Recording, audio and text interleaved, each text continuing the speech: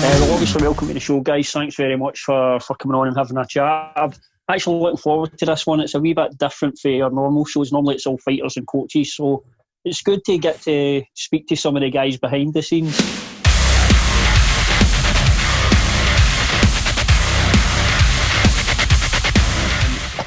Obviously, we've been chatting a wee bit off camera there about the current lockdown situation. Jonathan, me and you are more or less in the same boat. What's the situation for you guys out there, Jordan? Yeah, we've been locked down for about 10 weeks now. I think we're coming off 10 or 11 weeks, but we're starting to ease up. We're back down to I think they're calling it level 1, whatever that means. So the gyms aren't in full flight yet, but we can go back and we can train at a socially distance. We can do social distance MMA. So it's interesting, but we're coming back down the next couple of weeks. I think mid-July, I think we can go back to full training. So, we're going back to normality. Like cafes are opening, restaurants are opening. We can go outside again and live our life. So it's not too bad. And it looks like as well, well, it seems from the outside looking in, your politicians have actually handled this pretty well, comparative to ours, I would say. Yeah. I remember when I used to live in Canada, I lived over there for a few years. I remember this old gentleman said to me, he's like, Australia is about 10 years behind the rest of the world. And I think that's true. That's in everything. I think we just caught this virus the last, and, that kind of rode the wave, and we were the last ones like to kind of for it to get to and really break out. So I think credit to them. We locked down pretty fast and we haven't had too many major outbreaks. The numbers in Australia aren't they're not great, but they're not, as bad as other parts of the world. Yeah. I mean, your numbers have been pretty terrible, and it's been a bit of it's almost like, it's not funny, but it's a comedy show. Seeing some of your politicians, how they handle themselves in public. I don't know what your thoughts are on how our government have handled things, Jonathan. Pretty poor, mate. I think at times it depends where you're looking at it. You've got the UK to look at it as a whole. You look at England managing it slightly differently to Scotland. I dare say, without any bias, that we're handling it better. I don't know whether some of that's a little bit looking on and saying, we better not do that, or what, or don't want to get too deeply political about it. But I do think we're handling it a little bit better. But I think better than real bad isn't good, is it? So we're kind of on the back foot. Let's put it that way. Things do seem to be progressing. I don't think we're far off where Jordan just described, in that we're, as you'll know, we're coming out of this phase by phase. I think your phases are different over there, Jordan, but ultimately we're all kind of trying to step up out of this whole thing. And I think we're probably looking, James, what do you think about mid-July, maybe end of July? And it'll probably be the same as Jordan's just described. We'll go back into the gym. I think if we look at it from an MMA perspective, it's probably got to be distance. It's probably going to be bag work, etc. We're going no grappling and biting ears or anything, but we're going to be in there, and perhaps pad work. But it's still a little bit vague, isn't it? But it does seem to be moving forward slowly. Yeah, it's certainly getting there. I don't know, in terms of fight shows, obviously the UFC and stuff like that are doing their thing. Some of the bigger shows will, but for the guys that are coming through at the regional scenes and that, it's going to be a while before we get to see the regional promotions back. But at the end of the day, it is what it is, and it's been a bit of a crazy year, obviously. Very strange. And Jordan, you were saying as well, you were expecting maybe a wee bit of relaxing time, a wee bit of holiday throughout this, but that's not been the case. So, just how busy? What's been happening? Yeah. No, I was expecting. We had a pretty busy back end of the year from about December to March. We were pretty flat out, and I think I was home in my apartment. I think it was only like 6 or 7 days in the 3 or 4 months or whatever it was. So it was lots of travel and really busy. But yeah, I was going to book a couple month holiday and go away. And then I walked in when I got back from Vegas with Israel, and the day after I got back is when the lockdown started. So that dream shifted pretty fast. But yeah, just been keeping up. I guess all of those guys, all my clients are, at least like the guys that are in the UFC and in the professional organizations, we kind of all had a chat and got together, and we kind of said, who knows? We don't know when this is going to end. We don't know what's happening with it. So instead of like having to get ready, let's just stay ready because, well, it's glad we have been because now, we're getting these calls from Fight Island to go over there and we've got, 4 weeks to prepare. So luckily, the guys stay pretty disciplined throughout this whole time. So when they get this call to go to, the notorious Fight Island, it's not, the aim isn't to lose all this weight in that period and they can focus on fighting. That's an interesting thing, actually. Sorry, cut over you there, James. No, on you go. 2 questions I've got off the back of that, John. I'm interested to know, just dig right in if you don't mind.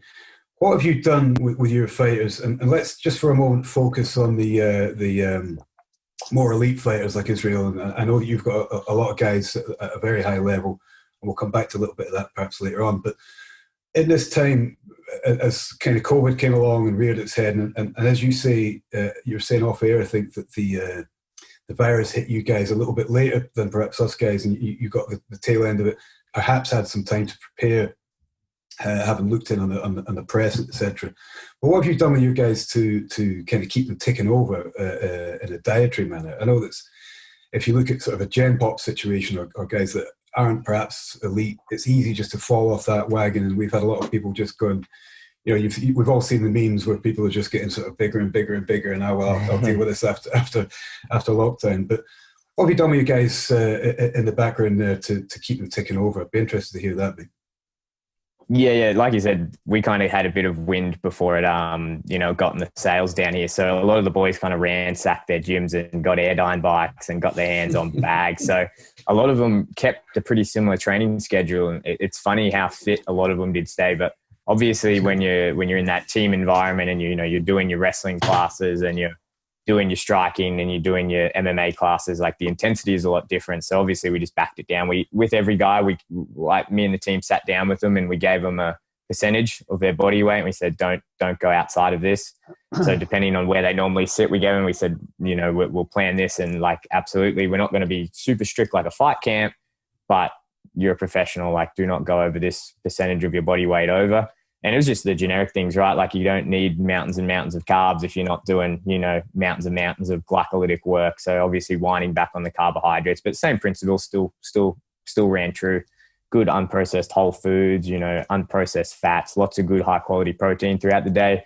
And we relaxed a little bit and say, hey, like I know it's hard not to get Uber Eats since the whole world's going crazy on Uber Eats right now, but limit it to 1 or 2 times and get it after the session you did the crazy Airdyne session. So nothing too crazy out of it, but credit to the guys because they listened and they stuck to it. So credit to them. Have you found that to be pretty universal with all your fighters, that they're all a disciplined bunch, or are you getting a little variance there where there's a couple of them you have to kind of tighten the thumb screws a little bit, or how's that? Yeah. You definitely, there's definitely. I've got a couple guys, working with me like Jack and Curtis and a couple guys, and they look after a lot of the team. My guys, I have about 30 to 40 guys that I really strictly look after, and they're all pretty good, to be honest. Like there's a couple that don't mind eating out a bit, but to be fair, like we say, like they're professionals, right? Like this is their job. And I guess the fact that they've even hired me, right, is the fact that they're taking their diet probably a bit more serious than us 3 chumps do, So it's they stay pretty good. They've been pretty good. Not too many. There's been a couple of times I've had to send messages and be like, mate, we said 2 takeout meals a week. Come on, you wind it back in. But they've been pretty good. I see you. That's a funny thing, actually. There's quite a lot of guys, professional or amateur, that forget that Facebook's a thing. They kind of post up, I've been here, I'm doing this, and you kind of look in and go, hey, what the fuck? It's funny because I feel like, especially at like a couple of the bigger gyms that I'm with, it's like this tittle-tale like little network. Hey? It's like they go out to like lunch with each other and then someone's going to film like what this guy's eating and they'll send me a picture of what this guy's eating. They're all like rousing on each other. And like at the gym, there's always like the couple enforcers there and they're like, sending videos. Are you meant to be eating this? And yeah, like which is a good mentality to have, within the gym culture. So, it could be worse down the line, but it's good. It's good. They all stuck to it. So it was good. Excellent. It's good as well. It shows how the sport's evolving. In terms of fighters looking at their nutrition, not even just the guys fighting at the highest level. Even when we look at, Jonathan, you'll be able to attest to this, you've got amateur guys in Scotland who are really, really looking into their nutrition. They're treating this treating this. They're treating it like professionals, even when they're at the amateur level. And I think as well, when fighters are following good nutrition, that should add longevity to their career, I would expect. Yeah, I'd say so. I'll let Jordan speak there and kind of tag onto that question a little bit. But from my perspective, briefly, I think you're right, James. I think that in fact, I think people like Jordan actually, who's very, very active on social media and has a great kind of media presence, are allowing people to see and to educate themselves a little bit. So you have guys perhaps like me who are a little bit sort of word to mouth and will know people and maybe have dealt with people and then might be recommended to dinosaurs like me who aren't particularly good with social media. And then you've got guys like Jordan who are providing some excellent information. His podcast's a great source of information, in fact, as well. And I think that the more, in fact, we talked about this before, Jordan, you and I, but I think that the more information that's put out there, the more these guys are learning and the more they're kind of tagging along, as you say, James, and learning. So we've got guys at higher level that are behaving in exactly the same manner, some of them better than the professionals, because they've really cottoned on to the benefits and they've been through a certain process, and going through that process has made things so much easier, and they've come out of it at the other end ready for fights on fight days, so much more physically prepared and energized that the proof is in the pudding, pardon the pun. So Jordan, how do you feel about that? Yeah, no, I absolutely agree. I always have this conversation with coaches, and I think coaches are pretty hard on themselves, like yourself, Jonathan. But I'm in a good position because, maybe when you were coming up and you were my age, the evidence just wasn't there, right? Like 10, 15 years ago, it just wasn't there. Like I would say probably from about 2011, I'd say onwards is when it really started getting serious about MMA. Wrestling, it's been around for a lot longer, but I don't know, that's a whole different conversation on its own. And then really from about 2014 onwards, I think there was a big boom of this evidence. And, now we sit here in 2020 and I think, back in the day a bit earlier, you had a pretty good excuse. You had a pretty good excuse not to know about nutrition, right? Like there wasn't podcasts about it. There wasn't blogs. There wasn't people like me and Jonathan just on social media putting all this stuff out. But now in 2020, there is. And, there's a plethora of good information and there's a plethora of good practitioners and research groups all around the world. And there's, Google is a great thing. And I don't recommend you get all your information from Google, but you can get a lot of good information from Google these days. And, you can find people like Jonathan and other coaches who put out good info. And you can do that. Whereas maybe 10, 15 years ago, that probably wasn't the case. But I think I always talk about like the evolution of combat sports is the same as like the evolution of, say, like rugby. And you think of like a rugby player back in 1980s, and then you compare him to a rugby player back in 2020. And a big reason for that evolution of that sport is the progression, not only the progression, but the application of sports science with that the sports science, the evidence has come up and it's built. And then not only has it gone up, we figured out how to apply that. And then that creates a greater sportsman, that creates a better athlete. And I think that's what we're seeing in MMA now, especially I think from around that 2010, 2015, especially where we got this huge evidence base. Sports scientists like myself can look at that and you can apply that. And I think you're seeing that with the athletes now. And I think nutrition is one part of that, where these guys are realizing like, wow, I can get these benefits just from the foods that I'm eating. And hey, look at this guy's social media. And, these guys in New Zealand, Australia are doing it, or these guys in Scotland are doing it. And look how good they're going. So I really think it's encouraging. I really do think it's really encouraging. Yeah. Yeah, and you're hearing high-level fighters talk a lot more about the nutrition. I remember Henry Cejudo, I think he was on Joe Rogan's podcast, and I believe he worked with Neuroforce One, I think it was, but they discussed in detail the scientific approach they had to him, and obviously the results speak for themselves, and that's we're seeing that more and more in the top-level guys, how important your nutrition, everything basically rolled into one is. Unfortunately, for all the good information and the great people out there putting out great content, we have the other side of that online. So, and some of the stuff that pops up online, what's the worst things you've seen, Jordan? I know there was a wee thing about the keto diet there, which was more. Tell me a wee bit about that. What your thoughts are on the ketogenic diet, not for losing weight and stuff like that, but I mean more for athlete performance. Yeah, I don't really think there's anything wrong with any particular diet. I think it's all contextual. Like any diet can be justified or, discredited based on the context in which you talk about it. I just think the ketogenic diet in the context of mixed martial artists is probably not preferential for what I would say peak performance. And I'm sure Jonathan could talk to this as well. I think if you were utilizing a ketogenic diet in a weight loss phase prior to going into a fight camp and everything else, you could maybe justify it. But I think within combat sports, it's such a highly glycolytic sport, right? And it's so reliant on carbohydrates. And I think anyone who's trained even a little bit, if you step on the mats, like if you put someone to go to a wrestling class and you don't give them carbohydrates that entire day, they'll feel it. And they'll probably stop after 10, 15 minutes. They'll just stop. And it's brutal. Like combat sports, energetically, bioenergetically is a very, very intense sport. And the main fuel source for that sport is carbohydrates. So even just from that logic, without getting into the physiology, without getting into the metabolism, without getting into the biochemistry, just on that preface, it's not conducive to the ultimate performance. And when we talk about performance, we're talking about, especially in a fight camp, you're trying to feed these guys to get particular adaptations. So as nutritionists and sports dietitians, when they go into that fight, when they go in that cage, we can sit back and go, I am pretty confident, I don't know with 100% certainty, but I'm pretty confident that guy's metabolism and his physiology is primed for a good performance within the boundaries of what we know is a good performance within the physiology of an MMA fighter. And to do that, you need a lot of carbohydrates. You need to fuel. Not all sessions need to be fueled with heaps of carbohydrates, but a lot of them do because it's such a glycolytic sport. So ketogenic diet, I'm not the biggest fan. I think it may have a place, but if you're on the high level and you're getting ready for a top level fight, especially if you're in the top level like UFC, and I'm not a betting man, but if I had two guys going into a fight and one was keto and one wasn't, I know who I'd be putting my money on.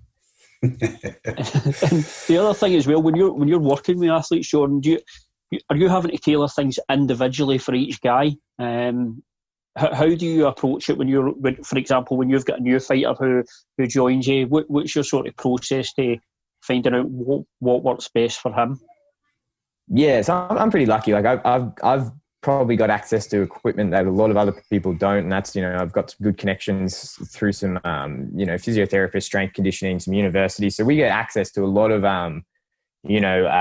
metabolic testing. So the first thing is obviously they come in, we'll do an assessment, they'll sit down, we'll do the basic detailed date of birth, blah blah blah, medical history, food and allergies, you'll do your diet history, you'll do all that, medication, supplements, blah blah, you do the whole thing, diet. Keep me your 2-day diet journal, work out all those numbers. But a big part for me is with the fighters is the metabolic testing. So it's and I'm sure Jonathan can talk about it. It's we talk about, being in a calorie deficit to lose weight, but it's always what am I in a calorie deficit from? And we never really talk about that. And it's you're in a calorie deficit from, your metabolic rate. And your metabolic rate it's an interesting concept because it's a dynamic slide, right? And your metabolic rate is the amount of energy that your body needs just to be you. And for these fighters, you can appreciate that someone doing a wrestling session, they're doing a VO2, lactic capacity session. They're doing striking twice a week. They've got sparring on Saturday. They've got, all these sessions, BJJ, they're burning a lot of energy, right? So you would expect that they would need a lot more energy, but we can't put them in a deficit if we don't know where we're going from that deficit. So a lot of the times I'll get them to blow in what we call resting metabolic rate tests. And that for me tells me three things. It's one, do they have a RMR that is standardized to the population for someone that height, weight, and age? That tells me their next point is if they're higher, which we would expect an athlete who has a prime metabolism and a physiology for, conducive to performance and doing everything else, they should be what we call hypermetabolic. So they should have a high metabolic rate, or they're hypometabolic, which is what we see quite often is that when we get this normative value from your calculations, we can blow them in the tube and go, oh, well, this person should be burning, say, 2,000 calories, but they're burning 1,400. And then that's a whole problem in itself. And that's very common in fighters that they're in this state of hypometabolism. The third thing that an RMR will tell us is how well these guys are using carbohydrates and how well they're using fats. And we can get a number from that test between about 0.7 to around about 1. And that can tell us, and we know there's a number in there around about 8 to 0.8 to 8.5 that it's probably more conducive to performance within combat sports. So that type of metabolic testing is really going to dictate where we go with that fighter. I had a fighter this morning that I did a consult with, very high level wrestler, and she's been cutting weight from, I don't want to give it because there's not too many wrestlers in this part of the world, so I shouldn't say too many details, but they've been cutting weight for a for a long time in their career, years and years. And we got her test back, and she's very hypometabolic. So our whole approach to it, my planning of the thing, is to bring her out of this hypometabolic state. So I need to get her body used to eating more calories and better dealing with carbohydrates. And her RMR showed that she was probably not eating enough carbohydrates because she's very fat dependent. So our whole strategy then goes, okay, well, around your training, I really need to slowly build up your body to be fueling, like I was talking about, these glycolytic activities and slowly building up. And I guess that's when you move into, you can go into, you do your VO2 max test and you get really iffy with it. And we do that with our guys. And Jonathan could talk more about like your zones of training and, liaising with your strength conditioning coach. And with a lot of the teams I work with, that's where they come in, and then I sit down with them and they do the VO2 max, and we're saying, okay, like what's their sessions looking like? And the strength coach and the sports scientist will periodize their training week. And then I pretty much come in and I go, hey, which one of these sessions do you guys think is like really high priority? Which one are really high? And I'm pretty much determining what we call like a high glycolytic session, a low glycolytic session, again, because you want to promote these metabolic adaptations. You don't necessarily need to be super like full of carbs and in a high glycolytic state for like a BJJ session when you're just drilling technique. Because at the end of the day, we're trying to lose weight. You got to be in a calorie deficit. You can definitely eat a lot of food and really get a lot of food in, but the thing is that you've got to be in a calorie deficit by the end of the week. So you've got to be just really strategic about, okay, this session we can go quite high calorie, quite high carbohydrate. This one we can go back. But we usually sit down with the S&C coach and the sports scientist, and we have a recovery coach as well, and we go through all of that. And that's how we kind of periodize and build out. And then it just comes into checking in with these guys every week. Hey, I set them weight targets each week if we're going down to fight camp. And when you're setting like those things, and the whole idea, if it's fight camp, you're working backwards from the weight that they need to go. So that's basically like the skinny of it. We can get into a lot more like the fight camp strategies and how you work backwards from that. But that's pretty much the skinny of the testing that we're doing. And Jonathan, just to come over to you, what guys are you working with at the moment at a higher level? What fighters do you work alongside? Well, at the moment, probably the most relevant would be Danny Henry, who, just going back to Jordan was mentioning Fight Island there, Danny's got a fight coming up in a few weeks' time. And quite a lot of them. We've got Justin Flanagan working at the amateur level. Well, he's just turned pro in actual fact, so we've got a lot of guys there. And I tend to be around as well, offering a little bit of advice. We've got another guy in there who does a little bit of strength and conditioning management as well. So the guys in the gym are pretty well informed, or at least they have the opportunity to dip into that information pipeline, if you like. I dare say, without any offence to anybody, or certainly without any offence meant, that we're a little bit behind on certainly not higher levels. I'm talking about GB sports, that we tend to be in an MMA environment a little bit behind where Jordan's describing, in the in the sense only that Jordan has access, and Jordan is perhaps a slight anomaly in that sense from a lot of coaches, because Jordan he does have, as he's just said, access to a lot of great equipment. And what I've found, because I work with guys up and down the country rather than just at higher level, so I've found that, put it delicately, where there's more money, where there's more prize money, there's more opportunity to use the kit. So we have guys like Billy Joe Saunders and boxers like as you know, James, that I've worked with, like Tyson Fury perhaps, that we've done the work with. We tend to have a closer approximation to what John's just been describing with these guys that have access to that financial resource. So where money is no object, testing is no object.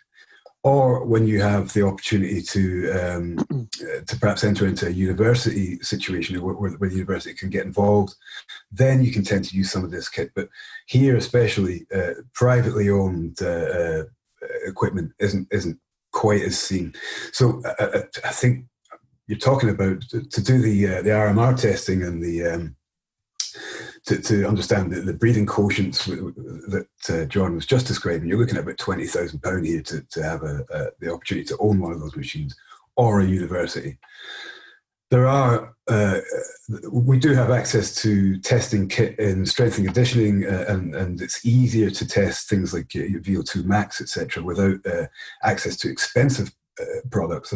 But again, we can do things like lactate testing with blood work if we have more money involved. But for the most part, and I'd say 99% of fighters that I work with won't have access to that kind of equipment and that kind of opportunity. Which actually throws back another question to Jordan. When fighters don't have that, I know what we would do when we don't have access to that equipment from a nutritional perspective. What do you do, Jordan? Or do you rely on kind of normative values or the data that you've got, or the data that science would predict? How do you manage when a fighter can't have access? Perhaps somebody that's in a isolated location or something. Are you just using their sort of background detail? Thinking about your wrestler there, I could probably get to the same result as you. It'd take me a lot longer because I'd have to look at historical information and probably have to test her a little bit more and try and find out what the output was, rather than you being able to cut to the chase and actually see that kind of quotient come out and look at the fat burning versus carbohydrate testing. So what do you do when you don't have that kit? Yeah. It's a good question. And the thing is you put on your Sherlock Holmes hat, like you said, and it takes longer. So what we have as a policy, if we don't have access to that, then we work with a lot of fighters all around the world. And, Tiger Muay Thai, one of the best MMA gyms all around, like George Hickman runs an incredible team over there. And, we work with quite a few guys over there, but they don't have access to a lot of this. So what you can do is, like you said, there's those normative values. And whenever I talk about this, you talk about those, whatever equation you want to use to figure out, say, an RMR, it's always important to test. Like you said, we give ourselves, our guys, about 4 weeks, and we call it like the pre-fight camp diet. And that's where we have to collect all this data. And we always say to people who are reaching out to us, make sure you include that in your timeline, because it's going to make this whole 8 weeks a lot easier. And like we pretty much play Sherlock Holmes, and we're doing exactly that. So we can use whatever equation we want. If it's Harris-Benedict, Cunningham equation, whatever one that, I'm not really fussed, but it's like you use that, and what you'll find out is, say, if you're using, say, the model of, James Morton and those guys, and you're feeding them an RMR, it's always a good place to start. Feed them an RMR, a regular person like probably us three, we eat at RMR and we go to a weeks of training. We're probably going to be single men by the end of the week, because we're going to be so angry, and all our girlfriends and wives are going to leave us, because you're going to be in such a bad mood by eating such little calories.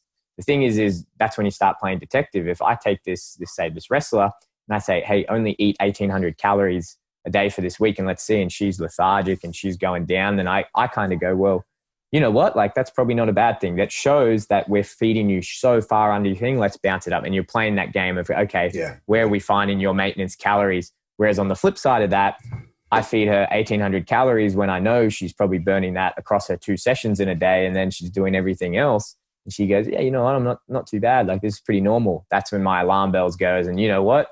Maybe she's in that hypermetabolic state. I'm going to take a pretty educated guess. She's in that hypermetabolic state. Hey, how's she responding to this diet? Do you want to, let's put her on, and let's put her in with carbohydrates. How's she feel when she's really loaded up with carbohydrates before a session? Does she feel lethargic? Does she feel really heavy? Even if you're giving her a mild to moderate dose of carbohydrates, it just didn't sit well. I wasn't feeling good.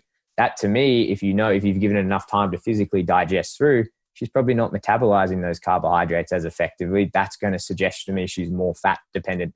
So again, like you can just work through your time, and you see this, and over time you'll see, when you do this with enough bodies and you see this with enough people, you'll see people that come in with certain body compositions, with certain training habits, with certain eating habits, the way they talk to you about their diet, that it'll be predictive of, okay, when this girl came in, she started talking to me about her diet history, I thought, okay, yeah, this is probably going to be a hypermetabolic case. And then, lo and behold, she does the RMR and she's hypermetabolic. The testing, like you said, saves a lot of time. That's why at those higher levels, time is kind of the essence. So that's why we do all the testing. But, with those guys, we do it all the time. Like you said, it just takes time. You're putting on your Sherlock Holmes hat, and you've got to figure all these data out. And that's why we say, okay, we've got this 4-week investigative period. And in that 4 weeks, we're pretty much doing what we do in, one morning of that testing. But like you said, I'd even say 99.5% of people don't even have access to this, so that's what you've got to do. But it's a hard and fast rule. And I think that's something at TFD we've really come on, like, we don't take short notice fights. We don't take guys who call us and say, hey, we've got 2 weeks to do this. We've got 4 weeks, because it goes against the ethos of the company. It goes against what we stand for as a brand, is that this isn't about cutting weight. It's about you being a better athlete and using all this knowledge that we have and all these knowledge that all these great people around the world have, and you becoming a better athlete and us raising the standard of, mixed martial arts in our part of the world. It's not about who can cut the most weight in the most time. So yeah, like you said, you just need a bit more time to figure it out. Yeah, that's a really, really interesting thing that you said. I know on your podcast, we talked about it a little bit. It's the timelines that you get. I think that's changing. James, you were asking earlier on about the, fighters' involvement in these processes and how close to it they are. I think Jordan and I will probably agree, although I won't put words in your mouth, Jordan, but it does seem now, especially again with guys openly saying that no, we don't want to take you on for a fight. I mean, sometimes you have to, but we don't want to take you on for a 4-week fight camp or even an 8-week fight camp. I want to work with you, quote unquote, off season here and understand the kind of background before we kind of ramp into this kind of work. And I think fighters more and more are seeing the benefits of engaging and retaining strength and conditioning coaches and nutritionists for a longer term, so that they can actually be in a physical state where they prep for the fight. That's actually a kind of a prep, if you like. That they're actually in a scenario where they step into fight camp already ready, and that's something. Again, I think we're perhaps in a little bit of a lag here in Scotland or the UK as a whole. But I do think I'm seeing that more, is that fighters are actually coming to you out of fight camp, away from a fight, perhaps even straight after a fight, and saying, okay, I recognize this, I understand that, perhaps the weight cut wasn't so easy as it may have been before, or each weight cut, there's a fluctuating level of difficulty, and they want to find some way of finding that balance. And I think that fighters are recognizing that a little bit more and coming to see us a little bit more, which makes the job not just easier. Easier probably isn't the right way to put it. It makes it much more inclusive. It's something that we can then dig into that data and understand those fighters and then prep them through. So my question, I'm rambling a bit, but my question there was, are you finding that fighters are approaching you earlier, or are you finding that they are sort of learning through your kind of resistance to them doing these short, hard, fast camps? Are you finding that they're kind of switching onto that the same as I am?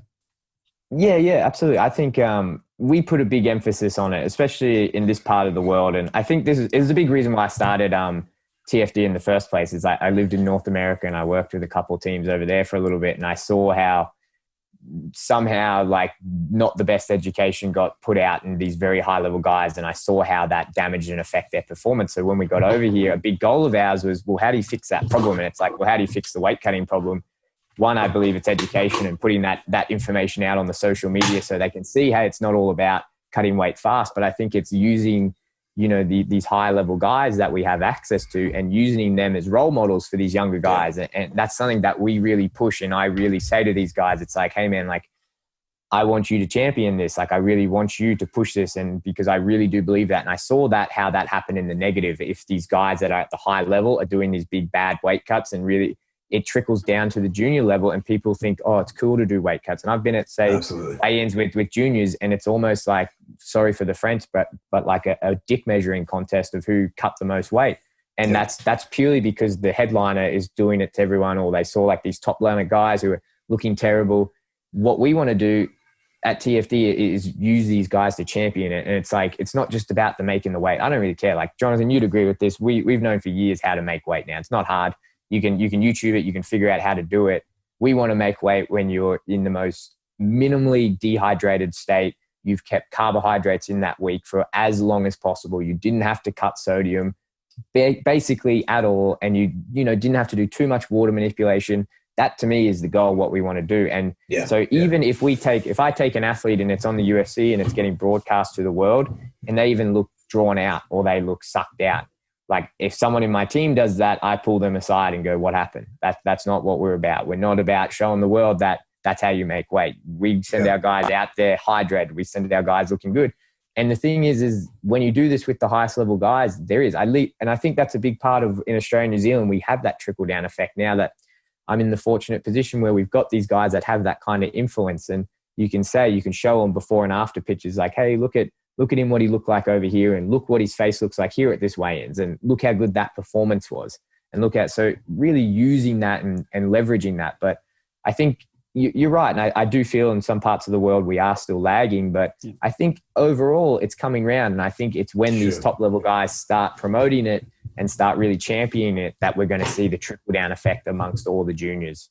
Yeah, you used the word in there, Jordan, performance. I think that's a very important word when we speak about weight cutting.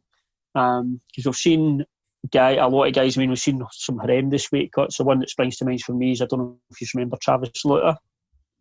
That was one of the that was one of the worst I had seen. And ultimately, it's about the performance on the night. And when guys are cutting this amount of weight and then their performance suffers, that's where we end up getting a bad product in the cage. Also, the other thing as well is, I think a good thing is a lot of guys are moving up in weight as well and having some success, which ultimately I think is good for the sport.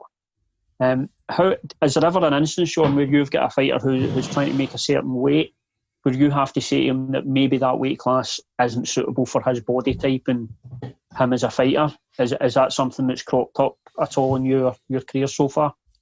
Yeah, a couple of times, to be honest, and it sparks a interesting debate because, like you said, when you talk to these guys, you talk to them about health. They don't really care, right? Their job is to go into a cage and get punched in the head and punched in the face and kicked and strangled.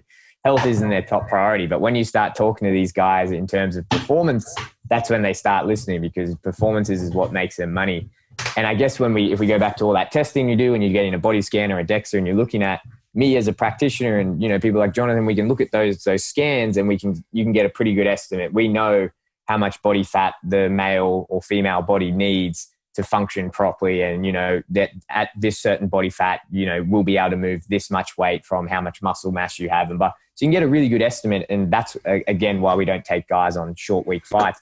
But definitely in my past, I have, and I'll talk about one athlete in particular. I remember driving, got a call from this manager and said, hey, I want to link you in with this guy. And it is a very well-known fighter on the local scene here in Australia. And he rang me and he said, Jordy, we hadn't worked together. He said, I know you're the guy and you're not about this, but I need your help, right? And I'm 3 weeks out right now and it's my debut. This is my life's work.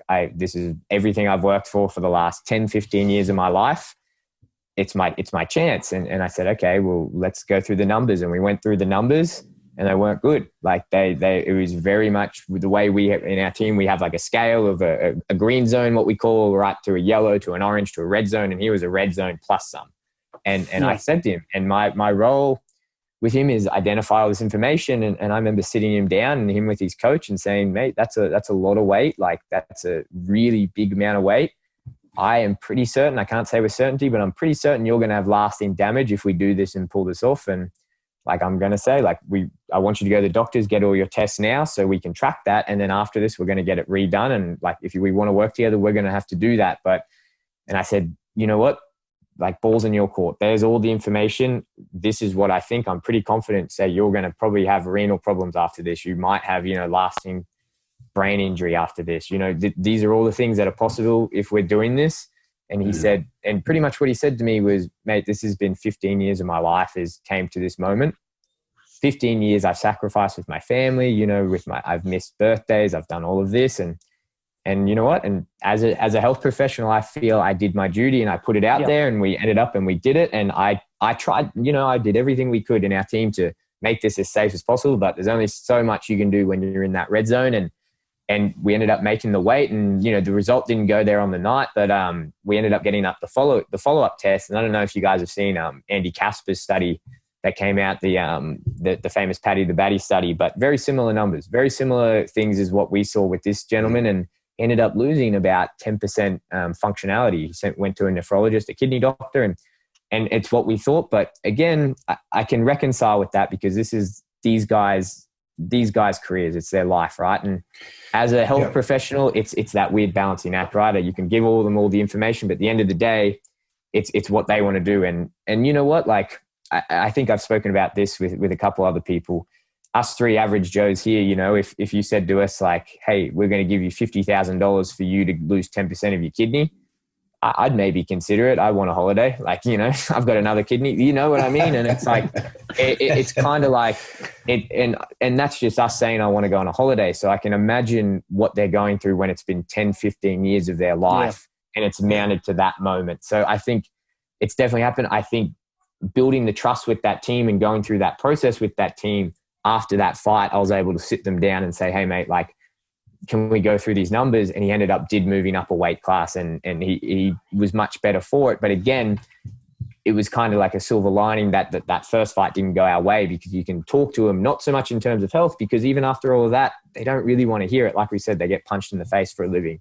But when you talk about it in terms of performance and say, mate, that big cut and those red zone cuts we don't even know. Like, we're not even sure. Maybe they're good for performance. My hunch, and I'm sure Jonathan would agree, our very strong scientific hunch would be that it's not. But hey, why don't we bring that down to a yellow, green, yellow, at best, maybe like a mid-orange zone cut.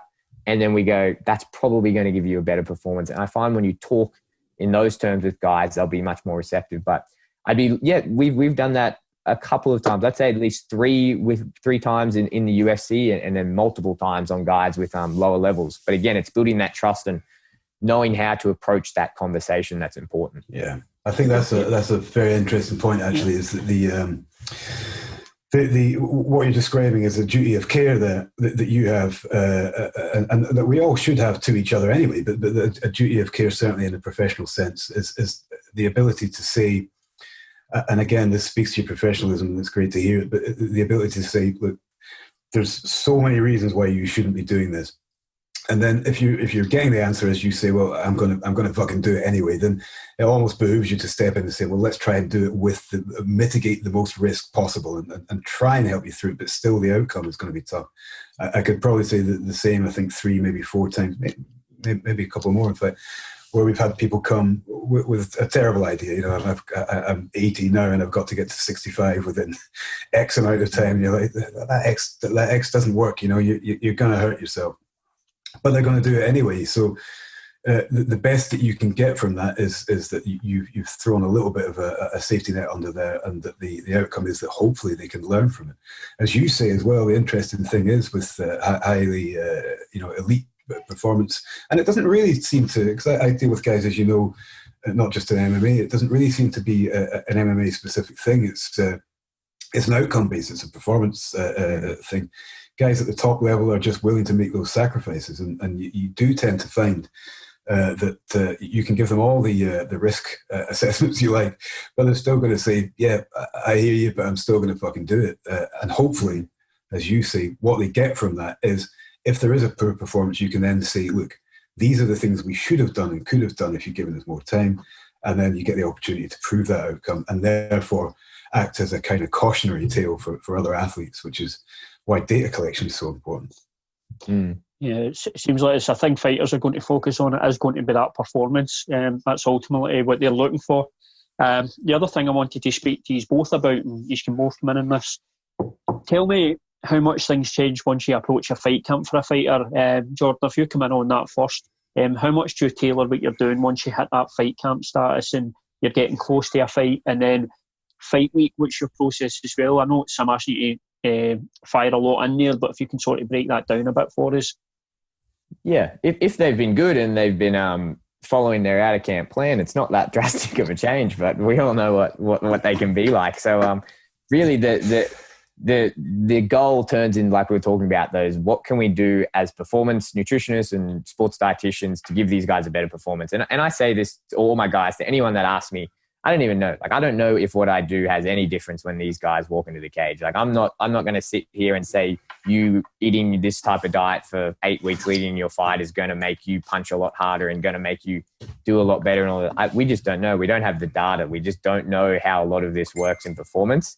I think when you get to these high levels, though, and you're talking top 10 UFC fighters, you don't meet too many fighters who want to take the risk, whether it does or doesn't. So they're very, very on top of it. So what this turns into is, how can we metabolically get this fighter as conducive to what we think and what we know is the perfect physiology for an MMA fighter. And like we spoke about earlier, that's being very, very effective in those glycolytic systems and being, having certain qualities, having a great anaerobic base, having great lactic threshold. How can I support what the head coach is doing throughout that fight camp and fuel that fighter and we break it down into how do we fuel them and then how do we recover them. And that's really the two big focuses when we're in fight camp, because really during fight camp, you're not building a better fighter, you're refining the machine. You've done all the other hard stuff outside of camp and you're refining. And like, I think Dan Hooker said to me once is that you can't teach anyone how to leg kick properly in 8 weeks, but you can in 8 years. And that's the thing. It's like by the time they get there, they're just sharpening all the tools. And so what we're doing in terms of me, I'm making sure all these guys are fueled up for all their training session. You know, a training session is a mini fight in a sense. And if you can get really good training sessions leading up to a fight, I would almost argue the person who's got the most good training sessions leading up to the fight is going to be in a better position to win that fight. So it's again, talking about, okay, what's the metabolic goals of this session? Are we in a high glycolytic state? Are we in a low glycolytic state, moderate? You know, and then it's the recovery after. How are we getting in? Like, what's the next session of the day? All these things we're outside of the camp, we're not so specific with. I don't really mind if they have a morning session and then, okay, we'll fuel up for it. But I don't mind after if they go out and have a bigger meal or they don't get the carbohydrates back in or they don't get on their rehydrates because they're out of camp. Let them live their lives. Yeah. But it's like if they've got to back up and they've got to do that again tonight, and then they've got to do it the next morning, things like rehydration straight after is extremely important. Getting those carbohydrates back in so you've got high levels of glycogen for that next session is really important. Getting that fat in for your hormonal health is really important. So really fueling and recovering throughout the fight camp is what I would say is our biggest priority. Obviously, you're losing weight, right? And in an ideal world, which a lot of our guys nowadays, now we're 5, 6, 7 camps deep with them, is that they're coming in and we don't have to do these drastic weight cuts. A lot of the time during our weight descent during a fight camp, at best, we're losing 1% body weight at best. A lot of these guys are only ever losing 0.5, if not smaller, and then they're coming in. So they're not, and then we're coming into that fight week and we can talk about the fight week strategy. I'll let Jonathan jump in before I go on that, but we can talk about the fight week strategies. And if I can get my guys to 10% off their weight, and we've done a really good fight camp where we focused on fueling and recovering properly, and they come into that fight week 10% out, I know I can get them there very, very safely within the realms of a 30 to 36 hour weigh-in protocol. Mm-hmm. So from my perspective, from a strength and conditioning perspective, we're almost mimicking the same processes, but I tend to think of things as being off-season and on-season. If we're bringing people towards fight camp, sorry, James, if that was the question. Yeah. We're outside of fight camp, there's different needs from a strength and conditioning perspective. There's different needs to what there are inside of fight camp. And actually, I said from a strength and conditioning perspective as if it's different, but it's not. This refining of the fighter is essentially what the camp is doing. So what we're doing through that process leading up to camp is trying to develop as many of the key physiological components that we might want the fighter to be able to access outside of that kind of pressured environment. So what we'll do earlier on, much like Jordan was describing from the nutritional process, is try and test different facets of performance. So we'll try and test strength, speed, strength endurance. We'll try and test the anaerobic capacity, the aerobic capacity, lactate threshold, and figure out where these kind of numbers are for this particular athlete. And as we work towards camp, we want to shore up those weaknesses. We want to try and find out where the fighter lacks. So some fighters may have explosive capabilities and an ability to access an anaerobic pathway really very fast, and perhaps their aerobic capacity is not very good, so they're not recovering between those bouts very easily. And so that's really easy to kind of visualize. You might have somebody who can bang hard and go fast, but they've got to kind of hide for the next 2-3 minutes in order to kind of redo that, and obviously that's not great.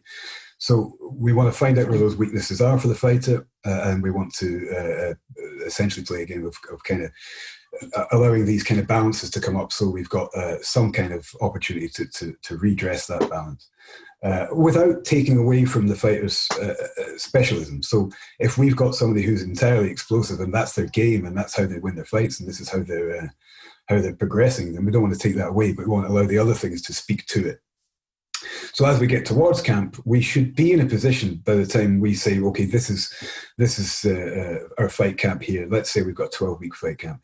We want to be in a position by the start of that 12-week fight camp to say that we have done all that work already. And now what we're doing, as Jordan said, is kind of refining that process and allowing those things to kind of taper in so that it's all available on fight night. And that's how we get to that point, I think. Perfect. And obviously we've got, we can speak a bit about, we've got Dan Hooker and Dustin Poirier obviously coming up as well. So how has things been so far for Dan, and how have you been helping him at this point? Obviously I know everything's been done online at the moment. So what's that process been like for you, Jordan?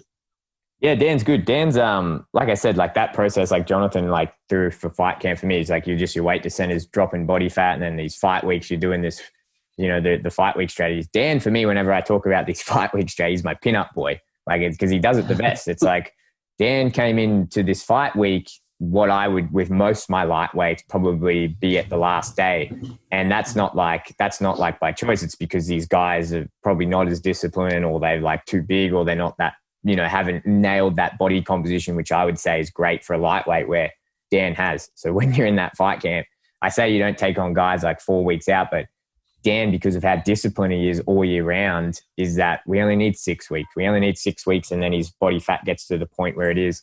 That's obviously, great. With him being overseas, I'm in a, I've got a very good relationship with Clint Wattenberg and Charles Stuhl and Chef Mario and Alexa Eisenberg from the UFC PR nutrition team. So they've been fantastic, especially this week. I've kind of just sent them through the update. I said, hey, Dan's going to come in, and these are the strategies that I've used in the week before fight week to get him ready for fight week. So, when you're in fight week, the main thing that you're trying to do is lose artificial weight, so to speak. So you're doing that through losing fiber and gut content. You're doing that by reducing glycogen in the muscle and liver, and reducing sodium, and then moving around a bit of water, and to get Dan ready for that week. And especially with the overseas travel, is like, I wanted him full of a lot of fiber. So he ate a lot of fiber. We packed his meals going on the plane over, like he's eating a lot of potato, a lot of like lean meats going over there. So he's full of glycogen, full of fiber when he gets over there. And then as soon as he landed, I can message Charles and Alexa and say, hey, this is where he's at. This is the plan. And the UFC guys are great, so that they've just made all these meals from it. And he's eating to the plan. And with Dan, because he's so disciplined with it, a lot of fighters, go cold turkey on carbohydrates all week. We don't have to do that with Dan. We can just utilize the low fiber. We can push the carbohydrate out. Dan doesn't have to do a drastic water load. We don't have to do anything too drastic with his electrolytes. He water loads, and then Dan wakes up on weight very comfortably. He has a couple of he hit pads the night before. But more importantly, from a performance nutrition perspective, and this is kind of Jonathan's area of specialty, in terms of the metabolic adaptations we were working on all that fight camp when we were fueling up for that glycolytic activity, we're supporting that during that fight week, instead of maybe potentially, taking away from that. And I guess Jonathan can talk a lot more about that. But for Dan, he's kind of like the pin-up boy, and I think he's getting the credit that he deserves. And I always say to people, again, we don't know. Maybe everything I do has nothing to do with his performance, and hanging around with City Kickboxing and Eugene and all the other fighters there. The more I hang out with them, the more I think that. But it's like, it probably plays a little role. And it's like, if it is going to play a role in their performance, I think the way you want to do it is probably the way Dan Hooker does it. And in a textbook sense, I always describe it, if there's a textbook weight cut, look at what Dan Hooker does and do that. Perfect. Very cool. Very cool. And just quickly end on this one, guys. So obviously when all the work's done for you and the fighter steps in the cage, I've spoken to a lot of coaches about this, but tell me what it's like for you sitting back and watching fighters. So you'll get to watch Dan. How nerve-wracking is it? Yeah, it's really nerve-wracking, because I guess it's nerve-wracking for two reasons. Because one, like, they're your client, but just by nature of this type of work, right, you have to build a lot of relationships, really close relationships with these guys, and they have to trust you on a very deep level. And especially if you've got to do, say, like a weight cut with these guys, they're in a very vulnerable position, and they're in the bath, and they're saying to you, like, hey, I'm putting my safety and my well-being in your hands. So you build a really close relationship. And during camp, you're talking with these guys every single day. You're texting them, if not once a day, minimum once a day, twice a day, 3 times a day. Like, I talk to, all their wives, their partners, their they're kids. I know the kids. So it is, and you know what's on the line for them. And I think, Jonathan, you can attest to this. You see how much they sacrifice for this. And I think much as they are your client, as much as this is a business and you know, it's great, you can see the sacrifice. So I don't really care what anyone says when they say, oh, I can't be emotionally invested in it. Like, you try not to be, it's whatever, it's work, but it's a bit more than work, especially when you see what these guys have given up to get to that point. And you know what, either way, like, I think I'm always proud of the guys. Like, I'm proud of them. I guess the point of TFD and what I really want to do is what I was speaking about earlier, is champion how you don't have to do this drastic weight cutting, and there's a better way to do this. And hey, we don't know everything there is to know. So how about you read along all this information and you know, maybe doing this is going to be better for your performance, and you don't have to do, you know, what your dad did and your grandfather did. And there's a better way. And, you know, win, lose or draw with these guys, a lot of the times I'm super proud of them, because for me, they've championed that and they've done me the favor, and you know, they've done the favor for everyone that's watching them, at least from that point of view, from a nutrition point of view. Whether they win or lose, we can always say, hey, look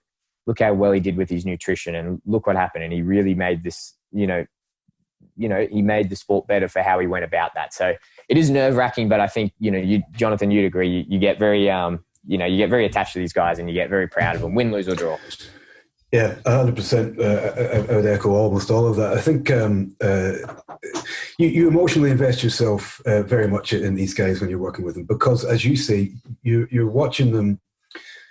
You have to find out, this is going back to some of the stuff we we're talking about earlier on, James, you have to find out a little bit about how they tick as individuals as well. If you don't know the person individually, you're missing a trick there, because the stresses that they have outside, let's say somebody's had a new baby, or like we have here, saying off air, we've got a new puppy in the house, and all those kind of things add a little bit of something to the whole balance, you know. And if as practitioners, if we know a little bit about the fighter, we get to know them a little bit more, you get to enter into their lives a little bit, you understand their interactions outside of the gym on a day-to-day basis. So you can't help but become emotionally involved with them in any sense. And then on fight night, Jordan will agree with this as well. You can sit down and watch the UFC or local fights or you know, whatever you're watching.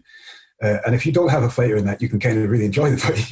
You can watch them for their skill set. You can kind of, if you're a betting man, which I'm not, but you can put some money on it, really enter into that and really feel the same as everybody else, somebody who's there for the entertainment.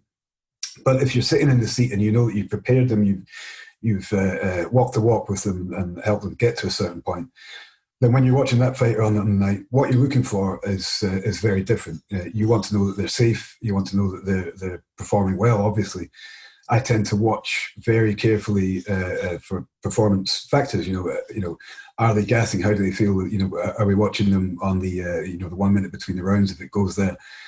How are they breathing, etc., etc. As much as I can, I'm trying to retain and understand information for the next time that we do this. So you're still at work. You still feel that you're at work. And as much as I love what I do, and I know Jordan does as well, and as much as you're passionately involved in it all, you still have to have that kind of professional head on you. So when they get to fight camp, it doesn't end for a guy like Jordan. It doesn't end when they make weight. You would think, well, my job's done. I can just go and have a beer and relax. But it's nowhere near the truth of the matter. You have to then hope that making weight is nowhere near the end game. The end game is having them come out of the ring, hopefully with a W, but more importantly, safe and able to continue again. And that's nerve-wracking. It's no different to any other sport where you hope that they come out of that situation well. So yeah, it's tiring. It's tiring. Let's put it that way. Maybe I'm just over. I find it tiring. No, that's brilliant. So we'll wrap up on that, guys. Obviously, thanks very much for coming on the show. Really appreciate your time. And obviously, Jordan, it's the Fight Dietitian at Instagram, yeah. And what's your podcast called? the_Fight Dietitian on Instagram, and the podcast is called The Fight Science Podcast.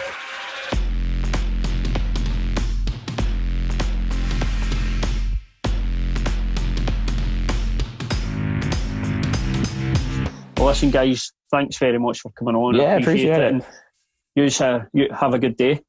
Yeah. Cheers, gents.